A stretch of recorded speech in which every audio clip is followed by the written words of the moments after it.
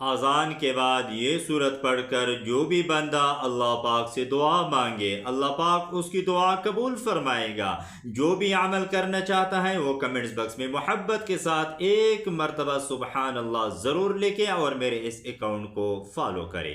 حضرت عبداللہ بن عمر رضی اللہ تعالی عنہ روایت کرتے ہیں کہ آپ صلی اللہ علیہ وسلم اذان دینے والے کے لیے جو فضائل ہیں اللہ پاک اسے جو انعامات عطا فرماتا ہے، تو جو بندہ اذان نہیں دیتا وہ تو اس سے محروم رہ گیا۔ تو حضور صلی اللہ علیہ وسلم نے ارشاد فرمایا کہ اذان سننے والا اذان کا جواب دے، اس کے بعد اللہ پاک سے دعا مانگے، اللہ سے سوال کرے، اللہ پاک اسے عطا فرمائے گا۔ بزرگان دین فرماتے ہیں جو بندہ اذان کا جواب دینے کے بعد 3 مرتبہ سورۃ الفاتحہ پڑھے اور پھر اللہ سے دعا کرے، جو بھی حاجت ہوگی انشاءاللہ وہ پوری ہو جائے گی۔